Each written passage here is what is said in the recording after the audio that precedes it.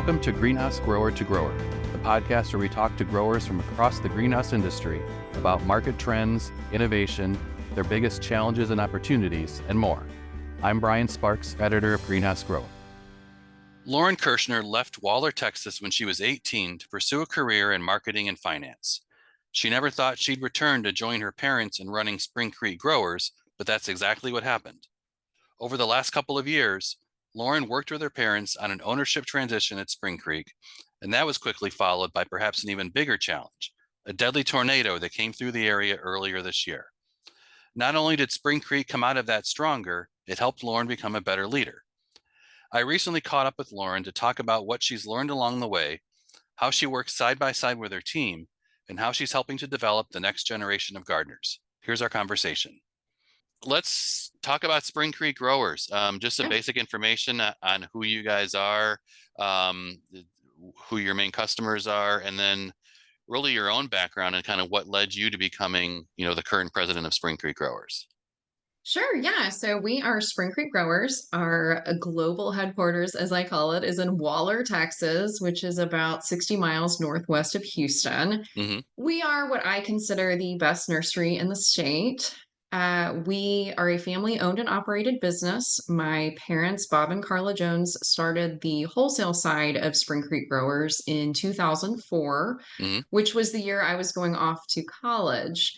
So now that I'm an adult, I usually tell the story in which I did not realize what a big leap of faith they were embarking on their own little entrepreneurial journey. As an 18-year-old kid, right? I didn't understand like what that meant. We had had the Christmas tree farm for I guess 20 so years before that. Okay. So my dad started growing a few annuals, had like two employees. He was ordering plugs and delivering at the same time for, gosh, 4 or 5 years on his own. And he was selling to like the local wholesale operations here in the Houston and Austin area and some of the IGCs as well. Mm-hmm. So the commercial side of what we call it really had started evolving. And by that point, I had graduated from Baylor University. I still was unclear on what I wanted to do, but I was going into marketing. My degree was in marketing and finance. Okay. And I never, ever in a million years thought that I would, that one, this was even a career option for me. And two, that I ever saw myself working as hard as I saw my dad work. Okay. I thought that, going to a nice, shiny university was going to put me in a Goldman Sachs corporate office and that I was going to be wheeling and dealing and, climbing that corporate ladder. I am so embarrassed and ashamed to like tell that story too. Because my life turned out so dramatically differently. And I'm so grateful for that. Yeah. I spent a year at a corporate marketing firm here in Houston. Mm-hmm. And I was in a cube on a top floor overlooking a bunch of pavement. And Mm-hmm. I was just really unsatisfied with, that whole experience. Yeah. And at the time, I could see my dad delivering those plugs, taking those orders at the same time, risking his life with a truck and a trailer, on I-10 in Houston and just all of these things. And Yeah. so I had awkwardly come to him one night at dinner and I was like, it was so awkward. I was like, Dad, I think I could like help you or something. Cause I like didn't know how to like, Yeah. come to the table with like my talents. Right. And so, we came to an agreement of what that would look like. And I put in my 2 weeks the next day. Wow. And I left that job after pretty much exactly 1 year. And what was, I think, important in that transitory experience for me going from, corporate back to, family mom and pop, at that Mm-hmm. time, our business was very small. The VP of that company, brought me into his office twice, trying to convince me not to leave. Mm-hmm. The statement was made to me that, I was really damaging the future of my career by going Oh, back geez. to back to my parents, that this was a horrible, decision that I was making, that, the rest of my career would be significantly impacted by this choice. And, there was a lot of negativity around that. Yeah. And, the last 2 years, I think of that moment often of like, gosh, like, look where this business has come. Look how many lives have been impacted by the success of our business. Yeah. Look at the, community here in the Tomball and Waller area that is employing all of these people that are contributing to their communities. And so I think about that often. I think, perhaps a few, female people in successful positions possibly have that similar experience. And Sure. so it's something that I kind of resonate with when I hear that in other industries and in other women. Okay. So yeah, so that was 15 years ago Hmm. that had happened. And when I started working for my dad, he took me out on one day of sales training. And at that time, I'd grown up in the Christmas tree farm, but I really didn't know a pansy from a petunia. Hmm. So, and of course, I had no horticulture training background either with Right. my finance and marketing degree. So I was like, kind of faking it till I made it. And luckily the business was small at that time, but my dad had a really deep connection to these customers because they were, funding the start of his business. And so they saw that everybody was so kind to me. And that was a really great experience, kind of coming over to what was so cold in corporate America and so Right. warm in this industry. And that's just something I've always admired and loved. And, obviously never looked back. Right. So now we grow much more than just 4-inch flats. And we grow, poinsettias, garden mums, geraniums, and we even have a network of contract growers as well. So Okay. the SKUs have expanded, the business has expanded. To your question, our main customers here in Texas is a grocery chain called HEB. Hmm. And they've certainly been, the biggest reason for our expansion and our success. They pride themselves in sourcing locally grown product and material, whether that's oranges, grapefruits, cucumbers, carrots, to plants. Yeah. So that's been a big piece of who we are and how we've grown. But we can't ignore, our other customer segments that are also very important to the diversification and the vitality of our business. Right. Site One Landscape Supply is our second biggest customer here in Texas. So we serve all of their Region 7, which Hmm. is, DFW, metro area, San Antonio, Austin, Houston, and a new Corpus location for them. Okay. And then we do some of the other wholesalers in those major metro areas as well. Hmm. And then we do serve direct to landscape trade as well. Okay. So, big commercial landscape accounts that pre-plan and pre-book their properties, HOAs, apartment communities, that kind of thing. Hmm. So we're fairly diverse, but a big weight of that is on our HEB partner. Yeah. Okay. Okay. Hearing you bring the finance and marketing background back to the company, that's interesting because you hear a lot about, that, I mean, you talk to a lot of growers who are multi-generational families, and they'll actually encourage the next generation, don't stay here on the farm, go out, get a degree in something else, get an experience in another field, bring that back to the farm so that you can kind of Exactly. meld that horticulture and plant growing with, the experience of how to run a business effectively. For sure. I think that's so important. That at least I did have that 1 year of perspective and experience, Excel training too, right? Like everybody needs more Excel experience. Yeah. And then my brother also, had somewhat of a similar path. He worked at Seville for a year before he came back Okay. as an assistant grower at their Waxahachie facility. And so that experience for him coming from like a big box was also really great to bring that perspective back to our, at that time, much smaller nursery. Hmm. So, we each have 1 year of outsider experience, but we certainly welcome that as we're looking for new hires of different perspectives from different industries and, Sure. what can we glean and learn? Okay.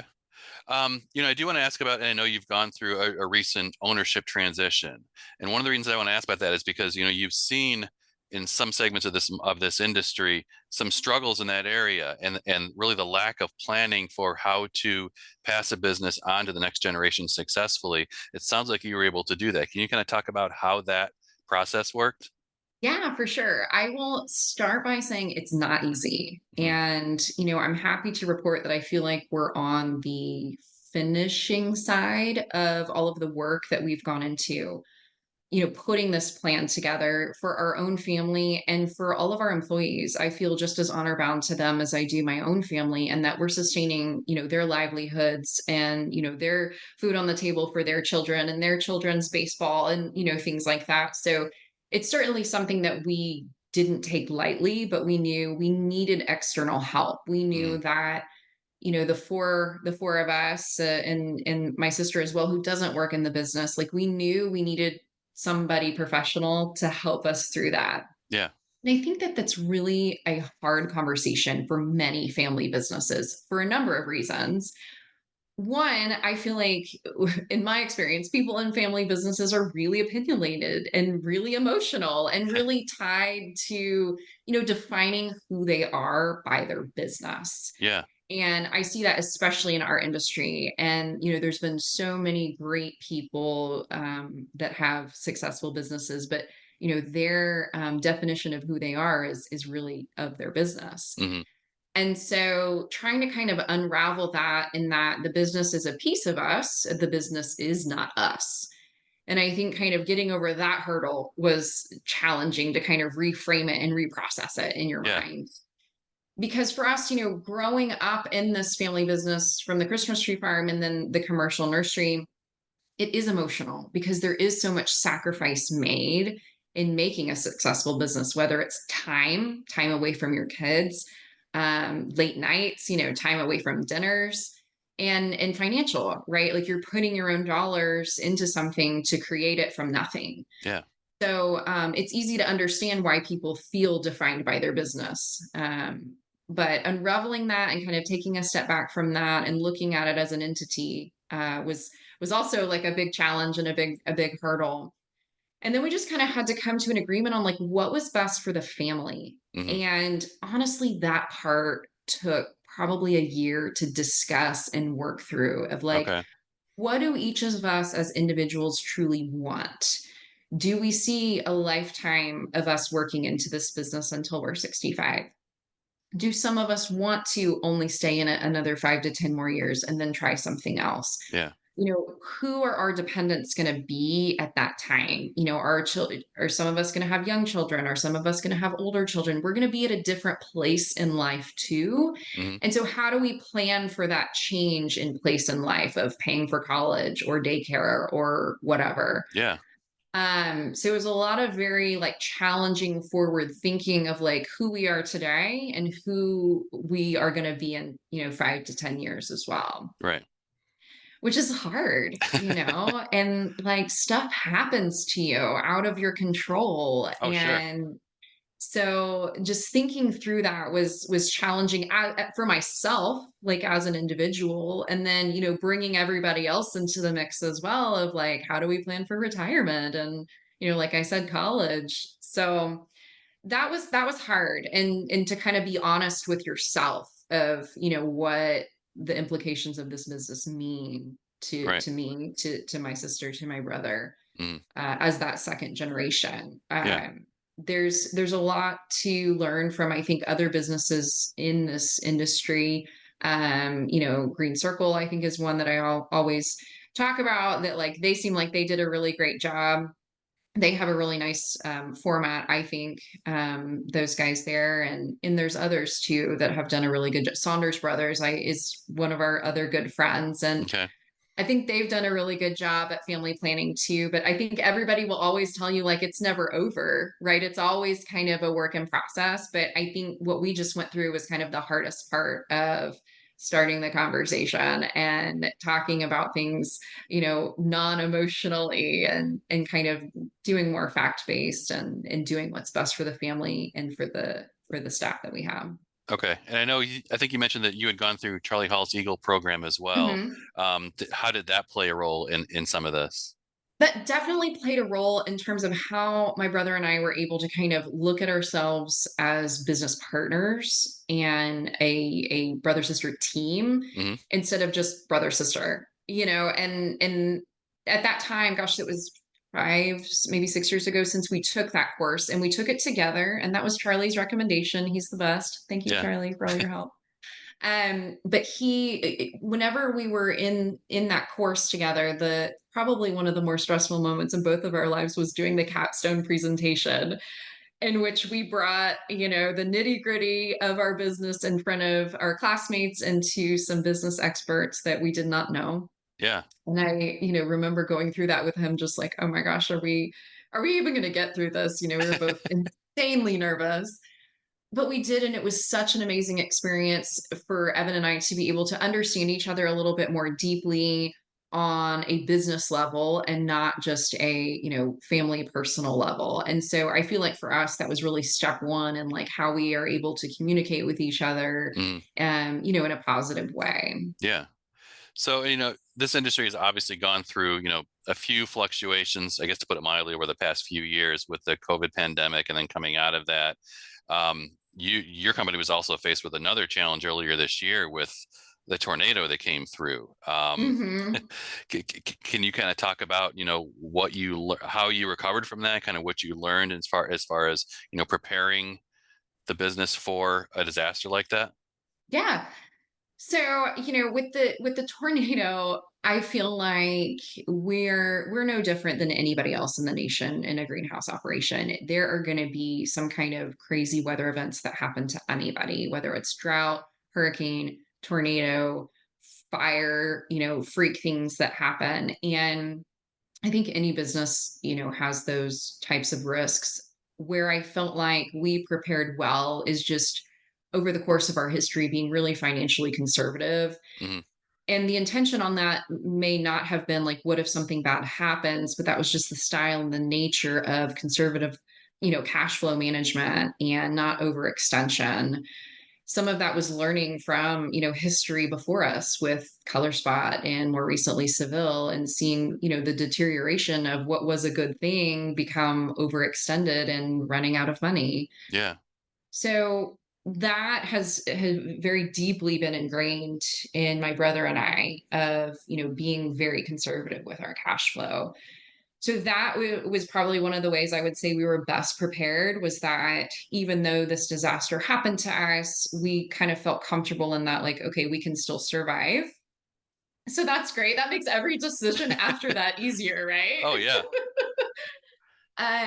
But that was a really difficult time because in a very short time span, my parents officially retired. And 5 months after that, we had a huge natural disaster hit Oh us. geez. Talk So about timing. what timing, right? Is like, here's what I felt like was 10 years of experience in like business. I don't know. Experience, I guess, is the best word I can think of. Is just like how many things can happen to you, Oh and like yeah. Yeah. here's like everything like all at once. Nothing like So, being put to the test right away. exactly, right. And so I felt like all I could do were in those really critical moments of like, how do we recover from this?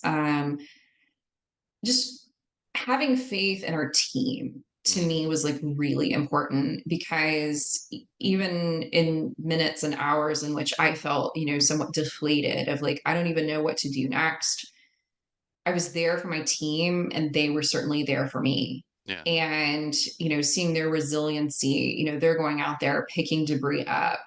I was down tunneling into the falling greenhouse, like picking out pentas that were due to Costco that next week. Oh wow. And, we were able to salvage some products. And in those first few moments where there was like a glimmer of hope, I was really attached to those moments and like, there are things to be learned from this experience that will make us better. Sure. And we need to talk about that. And we need to be open about those moments. And those moments need to be celebrated and acknowledged, because we're going to need these moments again when the next bad thing happens, because Mm, there's going to be another thing that happens. yeah. And so we need to really teach ourselves as a management team of like looking for those moments. And some of those moments for me were learning how much we were insured for. Yeah. We didn't have a like disaster recovery plan. Like there's nothing on paper where like I could run back into the office and like flip through a book and be like, "Oh, like what do we do next? Who's responsible for making this phone call?" Yeah. So a lot of it was just learning as I went daily. And Mhm. in that recovery moment, it was hourly. I came to a moment, I think it was Saturday or Sunday. The tornado happened on a Thursday evening. I think this was a Saturday. It was very hot. It got very, very hot, and it Mm. was humid and it was awful. And we were removing the debris of the greenhouse ourselves. We rented these metal saw cutters, and everybody was just getting the material out and out and out. And everybody was working just so hard. Mhm. And all I could really do in that moment was just support the team and their efforts and their resiliency. And I bought food for everybody. I'm a real big proponent on like, everybody's morale is dependent on how many snacks I bring. Because if Of everybody course. has Yeah. snacks, that's like the mom in me. If everybody's fed, like we can solve anything. So I brought lunch for everybody, and some people were still out of power. And so in that area, like the tornado wasn't just us, like it went all the way down through Cyprus, all the way into downtown Houston. Mhm. There were many thousands of people without power, especially in our little kind of rural area of Waller. And at that moment, I was just like, this is a huge, human problem. This isn't Yeah. like a greenhouse fell on top of some plants problem. This is now like people need power. People need to take a shower. People need food. Mhm. And there were a lot of businesses that were even out. Like you couldn't just drive to Whataburger and like get some food. Like Oh, yeah. nobody was Yeah. open.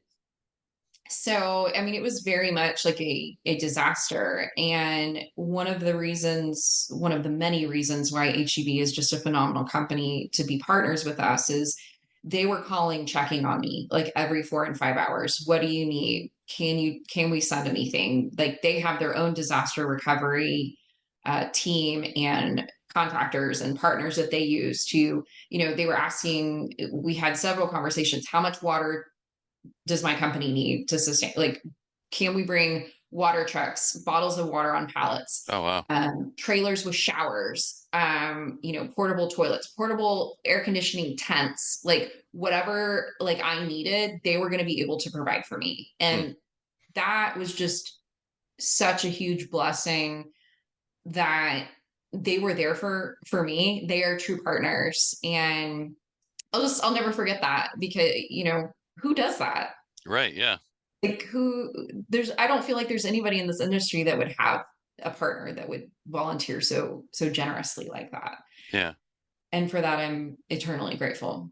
Well, and I would imagine too, just in times of crisis, the fact that you can maintain that focus and that composure certainly has to rub off on the rest of the company as well. If they see, that if you're jumping into the middle of all the messiness along with everybody else and say, let's work through this, let's get this taken care of, that has to rub off on your team.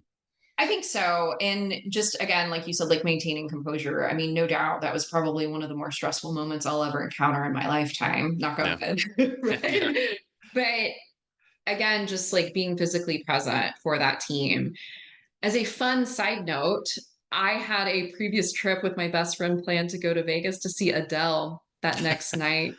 And I had to call her and cancel because obviously I Yeah. couldn't leave. Yeah. I couldn't leave that. I Right. just I absolutely couldn't. Yeah. And like you said, just being there for the team meant so much. And having me being able to acknowledge like they also needed to take care of their kids and their families and their homes at the same time. Like Hmm. we were gonna have there were gonna be some things that at the nursery that we're gonna just have to let lie for another day or two until we Yeah. could get to it. Yeah. So I love our team so much, and we came through it okay. And as we speak, the LLK is there nailing the roof up on the new one in its Oh, very place. nice. And they've been really good and gracious to us as well. They're a really great company that's been there for us and that I'm also very grateful for. Oh, that's really nice. We've got a good partnership with them too. I mean, you can't pick a better Yeah. company to work with. Yeah. So that's Yeah. great. I want to shift gears just a little bit. So you talked about, just in general, the fiscally conservative approach that your company takes. So how does that tie into, as you're looking at, new technology to invest in, any new programs that you want to add? How does that factor into the decision-making process? I wish I had a great recipe in which I could just follow all the time. But the reality of it is that consumer demand has changed and evolved over time. Mhm. And one of the ways in which we've been able to differentiate between our own competitors is that we are willing to go outside of that recipe box. We're willing to experiment a little bit more than maybe what others would be. We feel invigorated by doing something different. Sure. And whether that's a different genetic, a different way of solving the problem, a different way of looking at something, we very much embrace what could be and imagine something a little outside the box. We do, however, make budgets for almost everything that we grow, and I Mhm. think that's certainly something that we learned from Charlie and a bit from my dad's own influence as well, and, like, how do we make sure that if we are gonna take this risk, how do we budget for that risk? Yeah, Because that could turn really bad really quickly. So, sure. we wanna make sure that we're staying profitable, and what is price perception out there too? Obviously everybody was gleaning benefits from COVID, right? People were willing to pay whatever for something under spec. Mhm. Well, now as the market's kind of corrected itself, we're seeing a bit more pricing pressure and things like that. So it's very important that we, as a different type of growing operation, make sure that we're always communicating what our value add is to our customer base, particularly HEB in a retail setting. Okay. So for us, how it's merchandised, what is the story behind it? How are we telling that story? What does that plant look like? Those are things that we really kind of want to take into consideration as we're doing that budgeting process, because we're not going to always look for the cheapest way out. We're Sure. going to look at, what is the best choice for the long-term success of this program. Mhm. We're not really in it for let's hot shot this hot buy, this hot sale, this, cheap, whatever, and then we're out of it. We really want to build that long-term organic business. Oh, yeah. So yeah, I mean, I think, like I said, budgeting is a big piece of making that, conservative financial choice.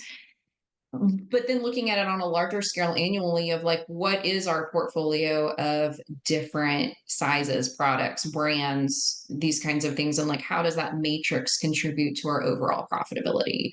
We Yeah. may have a little bit lesser margin on one pot size, and we may have a little higher margin on a different pot size, and that's okay. But, like, keeping it in scope of, that entire matrix of what we can offer.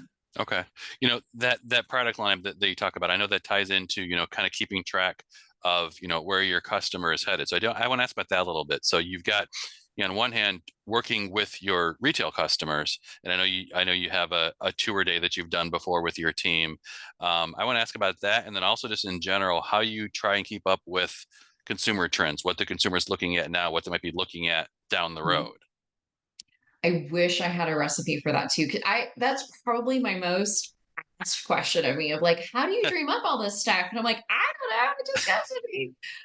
But I do read a lot of, magazines, articles. I do read a lot Mhm. online of, what's going on. I love Katie DeBow and her company on producing their annual marketing trends report as well. I take a lot of those things into consideration. Yeah. For me, I only ship inside of Texas though. So I do have to take a lot of that national news somewhat with a grain of salt, because Texas is such an anomaly in terms of a market, right? We are growing at a rate that outpaces any other growth in any other state in the nation. Sure. Our major metro areas are just completely expanding. We're growing as HEBs, building more stores to serve that population growth. Mhm. So, we're doing a bit better than other states, and I recognize that. But what still needs to be recognized again is that profitability and that margin. Just because there's more doesn't mean there's actually more profit in some of Right. that. Um, but for us, the customer trends lately, which may be kind of on the back end of, I think maybe a little late, is the focus on natives. That's been a huge, huge emerging program for us over the last I guess, 1 year or so. We have a lot of dollars reserved for a native program. That has been actually probably one of the more invigorating things because as I started this business, it was so annual focused, and I love big, bright, punchy statement pieces like Sure. in walking into an HEB store. Like I like it big, bright, in your face because that's what's been successful. The drought here in Texas over the last 2 years has been really impactful in terms of like market change Mhm. and people being more water wise, super water conscious. Yeah.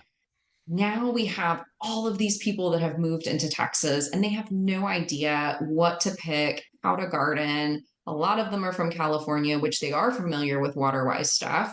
A lot of them are from Colorado as well, also very familiar with drought tolerance and Mhm. things, but they don't necessarily know where to go and they don't necessarily know how to take care of it, where to put it, whatever. So I think for at least us here in Texas, we have a huge educational opportunity and to be good stewards to our industry of teaching and educating Yeah. and putting the right product in the stores at the right time.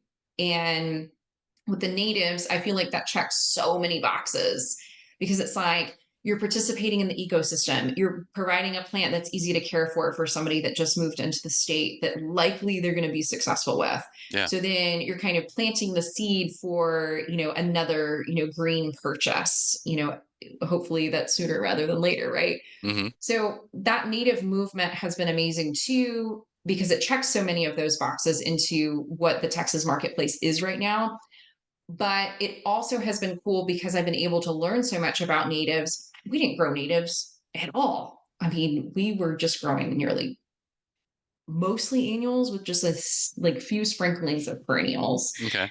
And so for me, I'm like a native. I'm like, what, like a week? Like, what are you? Because I'll be honest, Texas natives aren't super pretty. So I love my state, and we, are really proud of it. But like, Yeah. man, I'm like, we're gonna plant what and how many? That's a little mindset that you gotta change up sometimes, I think. I like personally had to really get over that because I was just like, oh my god, these are so ugly. But like, I digress, and I feel very strongly about what we're doing with this Mhm. program. HEB had asked me to partner with the Native Texas Plant Society, and so I've been able to become friends with a lot of their leadership and really talk through where their goals are, what they want to see, um, and how they see things. And so we've been able to really collaborate on this process of how, I guess I don't have any like true statistics, but what I think is that we're offering one of the biggest native programs that has ever been in the marketplace Okay. this fall, and then even bigger for next spring. And that's Nice. something I'm immensely proud of. Yeah. Okay. Um, so I know, and I think you mentioned one of the first things that you did after you went through the ownership transition was to set up the customer tour day. Um, Yeah. what what made you do that, and then how did that help both your team and then your customers? Well, I felt, a mix of emotions with my dad's like official departure. And I really had spent most of my last 14 years marketing externally. Mhm. And I felt called to kind of shift gears a little bit and kind of go back to like internal marketing.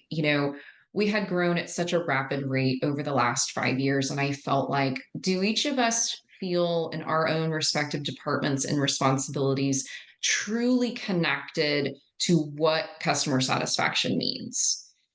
And so I was like, let's just do it.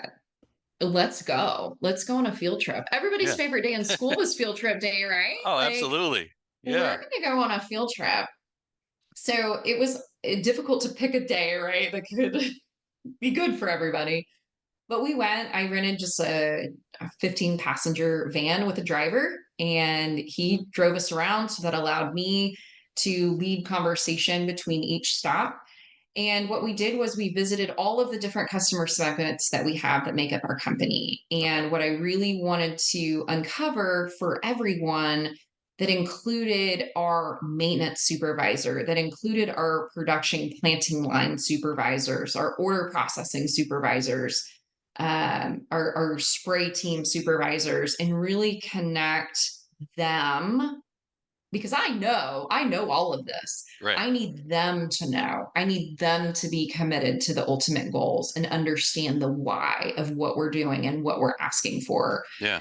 So it was such a beautiful day. We visited HEBs, we visited high-end hotels that, were using our customer palettes that we Mm. propose of, like, you do this planting scheme. We got to see that scheme in real life and talk about the successes and the failures and the challenges that our own customers go through, because they have their own set of needs that are Yeah. different from our needs. And if we can understand that, that makes us so much better and more valuable. So it was a really, really cool day. And I did tell them all, the teacher in me is, talking about each customer between stops and asking questions of, like, where do you feel like we're doing really well, and where do you feel like we really need to, shore up some things, and getting that whole group on a bus down, the Texas highways, and talking about solving some of these problems was so great for team building. Yeah. At the end, there was a quiz, because we have to, have some incentive to listen and to, engage, right?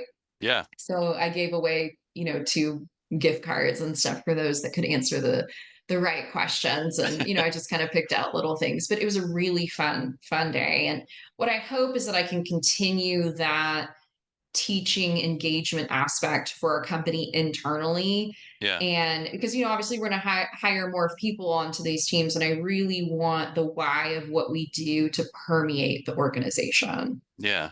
It's funny. Our company's done something similar in the past, but more so when we were not as spread out as we are now. But so our parent company, Meister Media, has roughly 7 or 8 different brands and publications that serve various segments of the specialty agriculture market. So, and I mean, we've got editors like myself who are out in the field talking to growers in our audience every day. But then you have, our HR team, our accounting team, our circulation team, who's not necessarily in the market as much. So we would set up. We actually called them mystery trips, where you would show up to the Oh, office. you didn't even know. Yeah, nobody knew except for 1 or 2 people until that morning. You were told, here's how you should dress, and here's, if you need to bring a lunch or stop and get a lunch along the way. We would show up to work that day. And then what it was is we would go out to, a greenhouse or a fruit orchard or a vegetable farm or something similar. And, again, it was mostly about having those parts of our company who weren't directly involved in the marketplace learn about, okay, so here's our audience, here's what they care about, here's, as you said, why we're doing what we're doing every day. So as you're talking through that, I'm thinking this is exactly the type of thing that we do as well. So it kind of brought a smile to my face.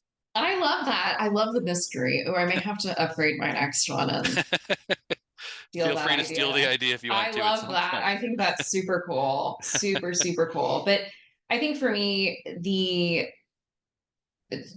most important aspect was, the lower members of our team Yeah. really being able to get out and see the end result.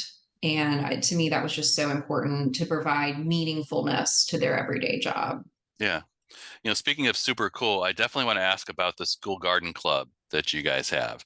Why you did it, and really how steps like that can help build interest in gardening within the next generation.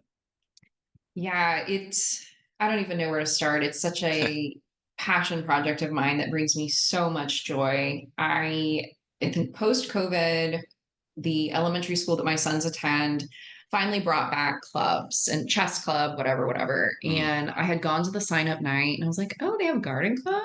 What is that about? Okay. And so I contacted the teacher that had volunteered her own time to start this garden club. And I said, mm, hey, like, I can help out. I have resources, whatever you need. Like, please contact me. And so yeah. she was like, yeah, come to our first meeting, blah, blah, blah. And then, like, 2 meetings later, I was teaching the whole thing. So it was just such a joy to see the kids be in this mode of like discovery. And at Yeah. that elementary age, there's so much of that just to behold. They are interested in everything. They want to do everything. They want to learn and talk about everything. Mm. And as this developed, it's developed into something quite big, actually. We had over 80 kids try to sign up last year, Oh, which is nice. pretty substantial Yeah. for a club at an elementary school. And I, of course, want to be able to take and teach everybody, right? But we had 30, about 30 each semester, give or take, Yeah. including my own children that are obviously delegated with responsibility to help me. Oh, sure. They can't get out of it. Yeah. I know, right. But it's just been so cool. And some of the lessons I repeat, some of them I, try out new for the first time. And, the best lessons for me include some minutes of discovery for them to just go out and notice things. And that's where I feel like us as a society, just we're always on our phones. They're in front of their tablets all day too. They take all of their tasks online. They're in front of a screen more than ever, Hmm. and to give them time to just explore what nature is doing around them because they don't really get that very often. Yeah. The next thing is we do our lesson. I have fully abandoned any papers, any worksheets, anything they have to read. We only do. We dig, we plant, we touch, we feel, we run, we do it all because that's why they're there, and that's Yeah. what makes it such a great engaging experience. And the last thing I make sure we do is that they take something home. Hmm. And because I have basically an endless supply of resources from the nursery, I can Right. pick Yeah. whatever it is, to take home. But I want to instill in them that like gardening is everywhere and it's all the time. And teaching them these little moments of responsibility is so important to their development as a person. Hmm. And so when we come back the next week, there's always that time of like, let's talk about what's going on at home. Like, did you get a strawberry?